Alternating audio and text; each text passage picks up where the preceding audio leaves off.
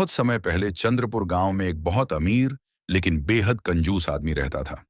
लोग उसे मक्खी चूस सेठ धनराज कहते थे।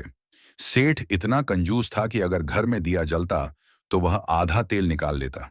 अगर कोई मेहमान आ जाए तो पानी तक न पूछे।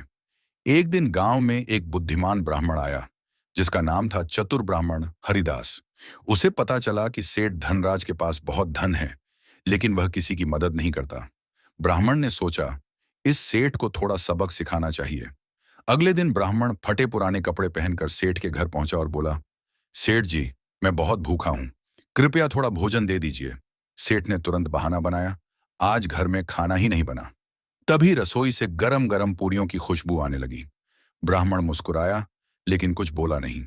उसने कहा, कोई बात नहीं सेठ जी, मैं तो बस आपके भाग्य की एक बात बताने आया था। सेठ लालच में आ गया। कैसी बात?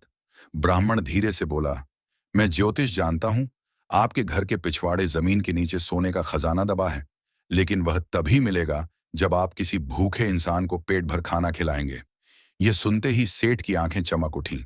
उसने तुरंत नौकरों को आवाज लगाई, अरे, ब्राह्मण देवता के लिए मिठाई, पूरी, कचौरी सब लाओ। ब्राह्मण ने जमकर भोजन किया। खाना खत्म होने के बाद सेठ उत्सुकता से बोला, अब बताइए, खजाना कहाँ है? ब्राह्मण हंसते हुए बोला, सेठ जी, असली खजाना दान और सेवा में छिपा होता है। आज पहली बार आपने किसी भूखे को भरपेट भोजन कराया है। सेठ समझ गया कि ब्राह्मण ने उसे चतुराई से सबक सिखाया है।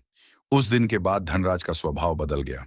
वह गरीबों की मदद करने लगा और गांव में उसकी इज्जत बढ़ गई। तभी से लोग कहते हैं, धन से बड़ा पुण्य होता है और बुद्धि से बड़ा कोई खजाना नहीं।